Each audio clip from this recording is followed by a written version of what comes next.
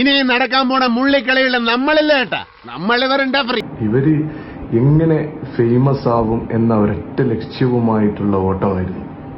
നീ മരിച്ചില്ലേ? ഇല്ലെന്നേ.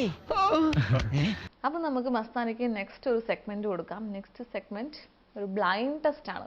മസ്താനി നല്ല തറവാട്ടി പറഞ്ഞ കുട്ടി അല്ലേ? എനിക്ക് തോന്നുന്നില്ല. മസ്താനി ബ്ലൈൻഡ് ടെസ്റ്റ് എന്താണെന്ന് അറിയാലോ അല്ലേ? എന്തൊക്കെ തരാം, നമ്മുടെ ജീവനുള്ള വല്ലതൊക്കെ. വളരെ സൂക്ഷിച്ചു വേണം എല്ലാം എടുക്കാൻ, ചിലപ്പോ അത് കടിക്കും. അങ്ങനെ തന്നെ വേണം.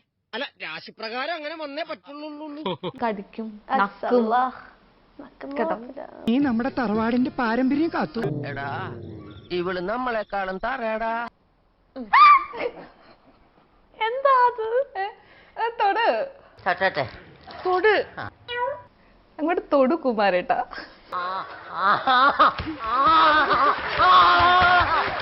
ഇവളെന്താ ഒരുമാതിരി വാവെടുത്ത പശുവിനെ പോലെ? ഒട്ടും ഇഷ്ടമല്ല. പഴത്തിന്റെ ആളല്ല. പഴത്തിന്റെ ആളല്ല, പിന്നെ എന്തിന്റെ ആളാ? വാട്ടർമെലൺ.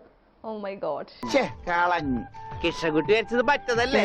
വികാരം കൊള്ളിക്കുന്ന ജനങ്ങളെ വികാരം കൊള്ളിക്കുന്ന രൂപത്തിലായിരുന്നു അവർ സംസാരിക്കുന്നത്. ഏതായാലും പടച്ചോനാണ് ഒരു കാര്യം തീർച്ചയാ, നമ്മൾ വിചാരിച്ചോ നല്ല ഊളി. അത് കൃത്യമായിട്ട് എടുക്കാനായിരുന്നു അവരുടെ പ്ലാൻ, എന്നെ തല്ലിക്കാൻ വേണ്ടിട്ട്. അതുകൊണ്ട് ഭാഗ്യവാൻ തന്നെയാണ് ആ ഭാഗം അവർ കട്ട് ചെയ്തത്.